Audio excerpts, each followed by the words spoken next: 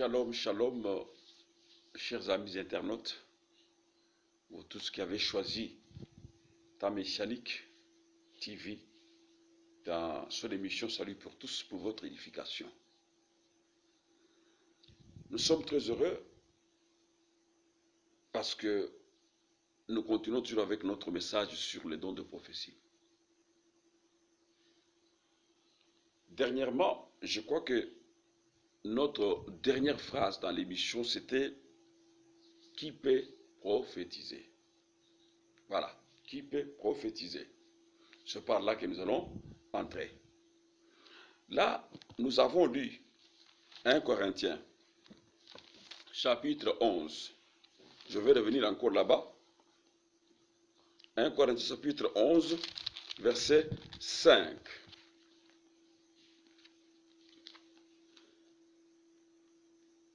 Verset 4-5.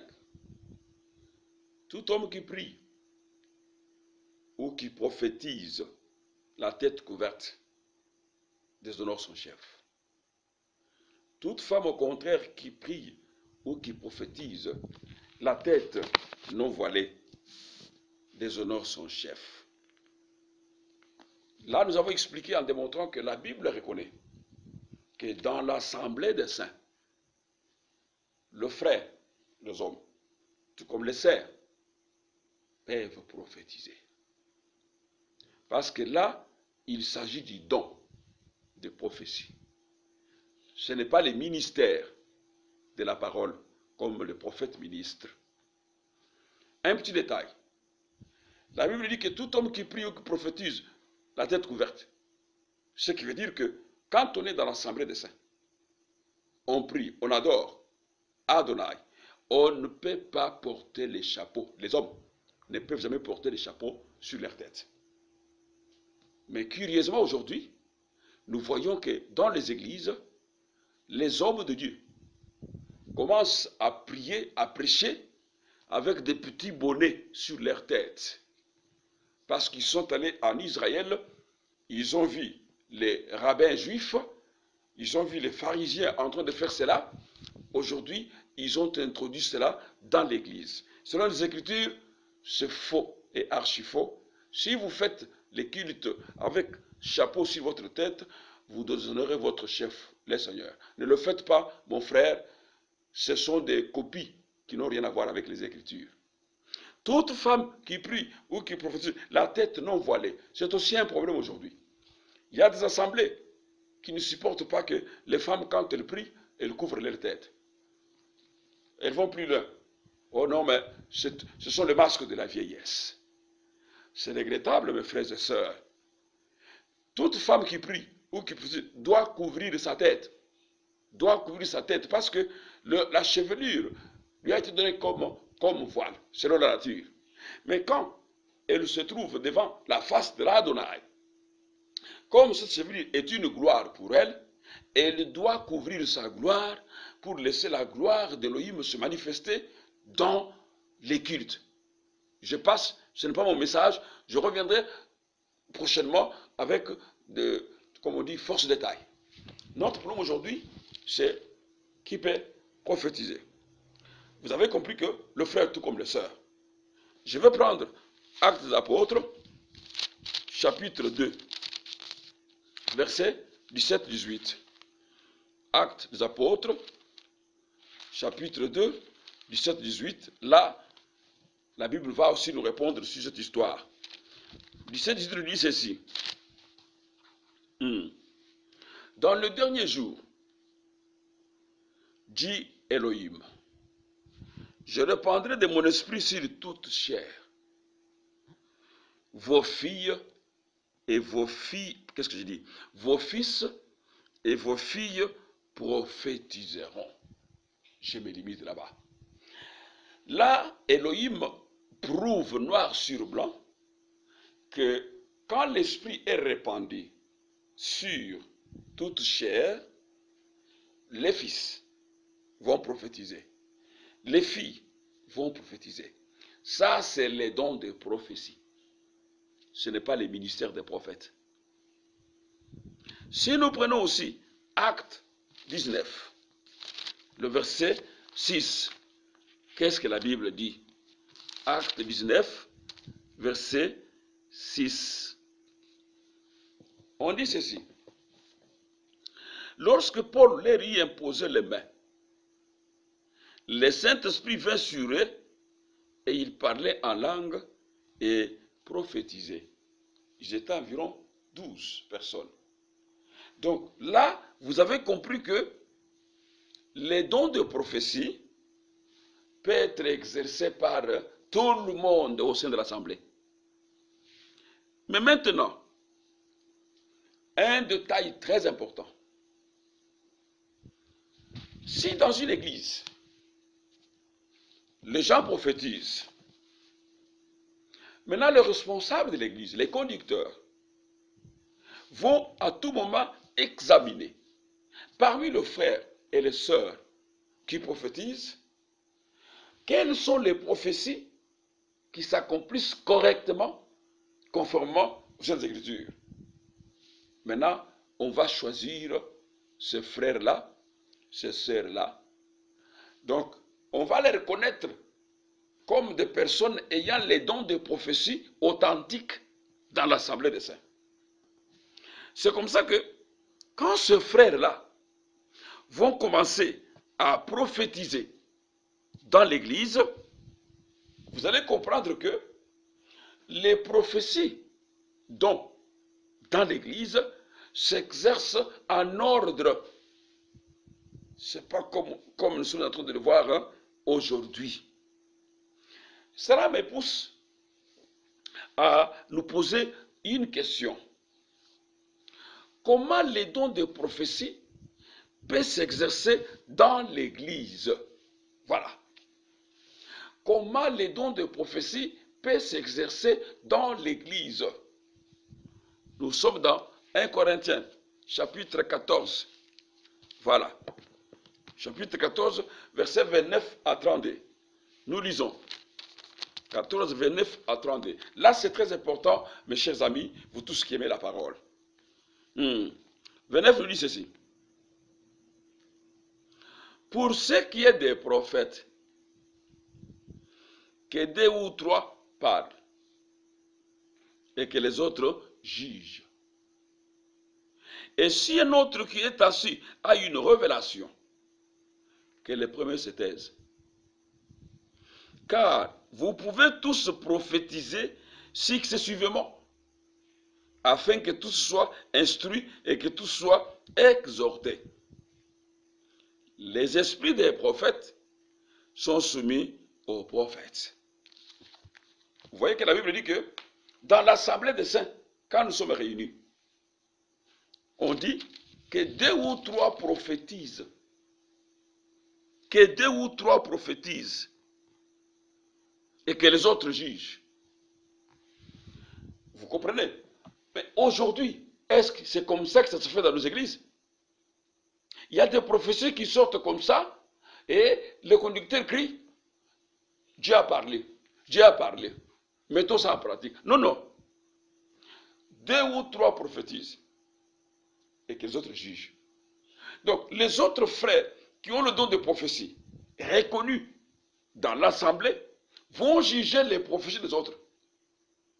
Les conducteurs de l'église, ayant la connaissance de la parole, étant donné que ce sont des enseignants de la parole, ils écoutent les prophéties, ils jugent les prophéties, avant de pouvoir les accepter devant l'assemblée des saints. Est-ce que ça se passe comme ça aujourd'hui dans nos assemblées? Non. Je connais un homme de Dieu qui est allé créer un scandale dans une église. En prêchant, il a prétendu faire une prophétie sur un frère, en confirmant que ce frère-là était sorcier, pendant que le frère n'était pas sorcier. Et ce frère, mes chers bien-aimés, a failli mourir à cause des soucis de cette prophétie dont elle ne connaissait même pas ni la tête ni la queue. Le frère n'était pas sorcier. Mais un homme de Dieu s'est permis le luxe du haut de la chair pour pointer du doigt ce frère-là qu'il est sorcier. Et je vous dis, il a fallu un grand travail pour remettre le frère à sa place, afin que le frère était prêt même de se suicider à cause de cette prophétie-là. Est-ce que vous comprenez, mes chers frères? Ce n'est pas comme ça qu'on doit prophétiser. Et c'est comme ça qu'on dit que 2 ou 3 prophétisent et que les autres jugent. Oh, il y a des assemblées aujourd'hui. Quand les prophètes commencent à prophétiser, ils ont des grands cahiers où on écrit toutes les prophéties. On n'a pas le temps de vérifier, on n'a pas le temps de juger. Et vous trouverez que dans ces endroits-là, c'est toujours, oh, Dieu a montré que tel, il a la sorcellerie. Dieu a montré que tel, c'est toujours ça, c'est toujours ça. Mais ça, c'est quel type de prophétie? Et la Bible continue en disant que si un autre qui est assis a une révélation, que les premiers se taisent, écoutez l'ordre. Donc s'il y a quelqu'un, pendant que toi tu prophétises, il y a quelqu'un qui est assis, il reçoit une révélation. Il dit, Elohim me révèle quelque chose. Toi qui prophétisais avant, tu t'étais, tu laisses cette personne-là donner la révélation. Est-ce que ça se fait comme ça dans nos églises? Non. C'est du désordre total. Et si un autre, on dit, car vous pouvez tous prophétiser successivement, afin que tous soient instruits et que tous soient exhortés. Maintenant, le 32 dit, l'esprit des prophètes sont soumis aux prophètes. C'est comme ça que je veux dire que quand un prophète ou quelqu'un a les dons de prophétie prophétise, il a l'esprit en lui, il a l'intelligence en lui. Il parle des choses, mais dans une langue connue. Et il dit des choses devant le peuple. Alors, vous avez compris comment les dons de prophétie s'exercent. Maintenant, l'autre question. Où s'exercent les dons de prophétie? Sur la rue? Où? Nous lisons. Nous sommes dans 1 Corinthiens 14, verset 32, et nous lisons le verset 40. 32 dit ceci. Les esprits des prophètes sont soumis aux prophètes. C'est bon ça. Maintenant 40. 40 dit, mais que tout se fasse avec bienséance.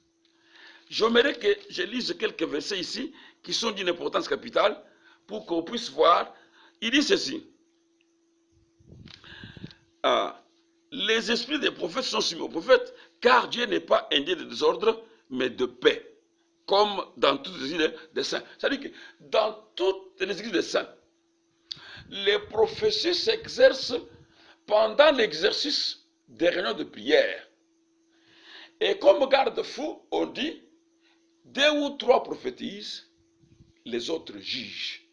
Mais imaginez maintenant, quelqu'un va prophétiser sur la rue. Qui va juger cette prophétie-là? Si la prophétie va créer un dégât, qui va être là pour dire quelque chose? Un frère qui a le don de prophétie va dans une famille de frères qui prient avec nous dans l'assemblée. Il va là-bas, il prophétise.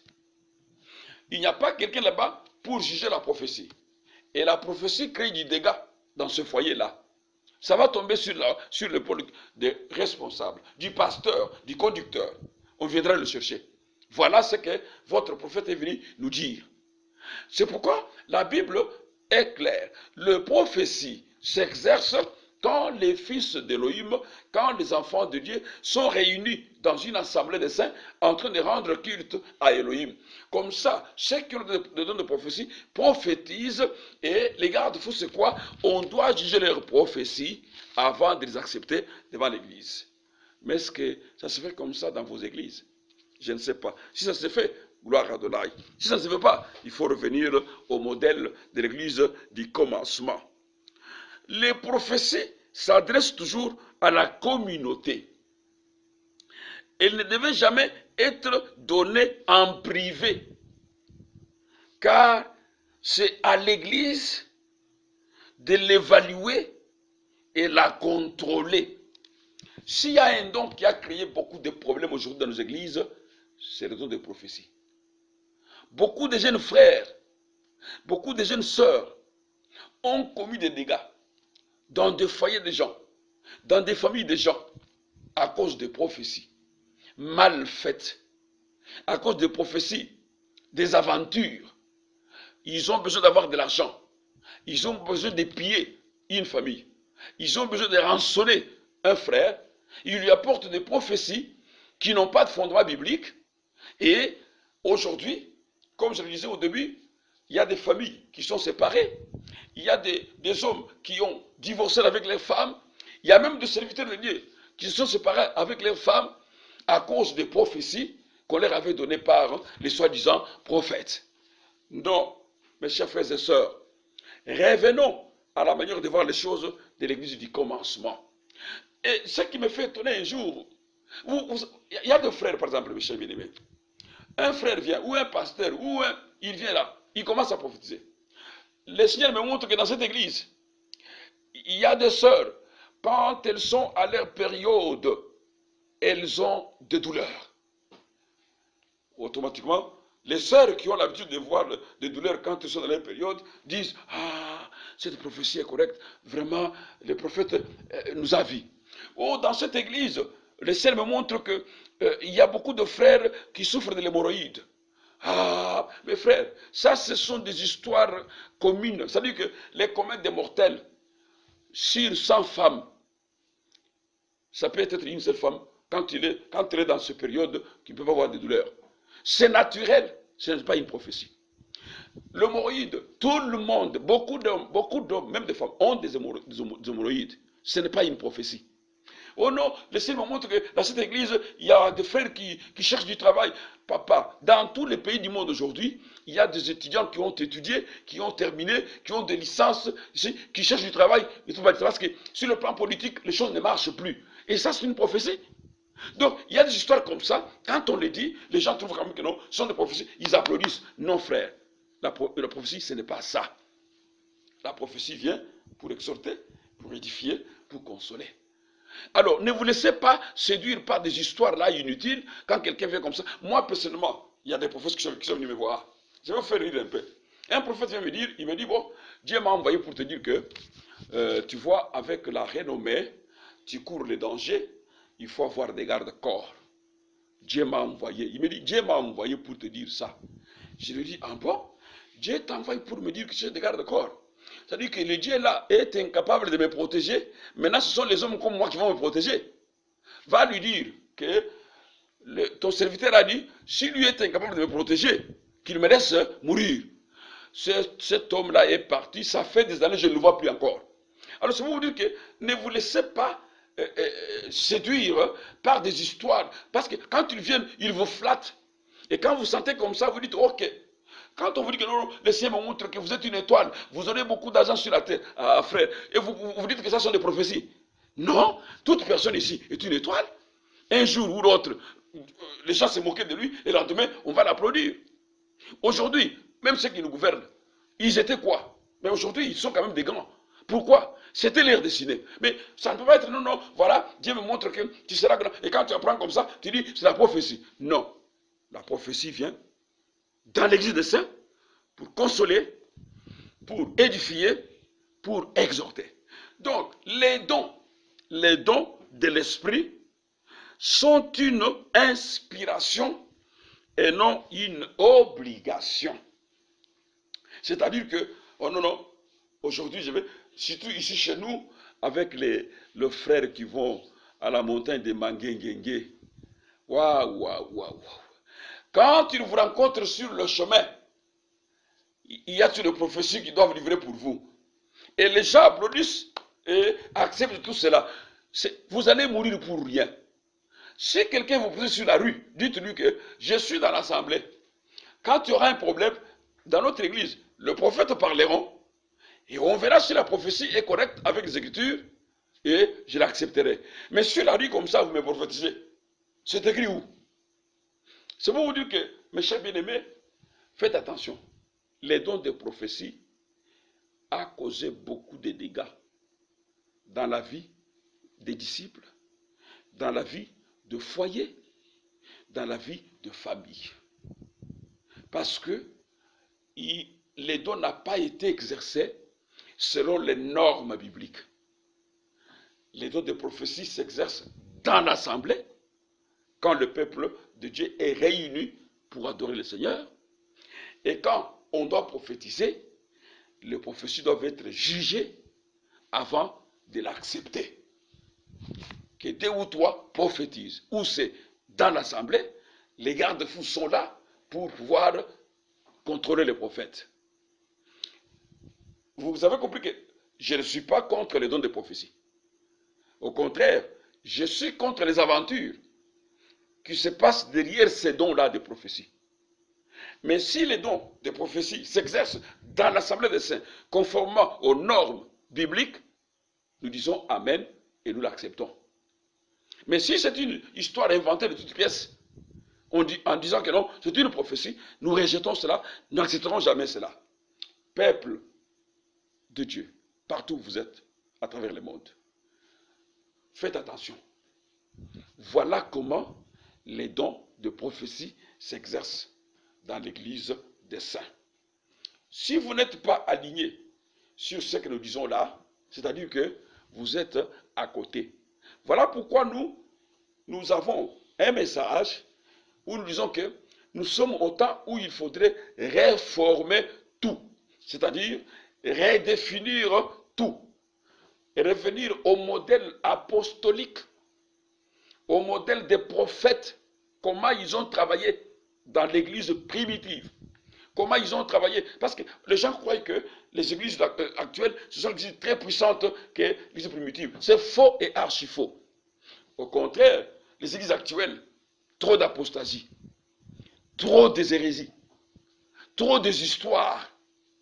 Mais l'église primitive des apôtres, ces gens-là ont travaillé selon les normes. C'est pourquoi nous demandons à tout le monde aujourd'hui que non. Si vous voulez que les choses se passent très bien dans votre église, revenez au modèle apostolique.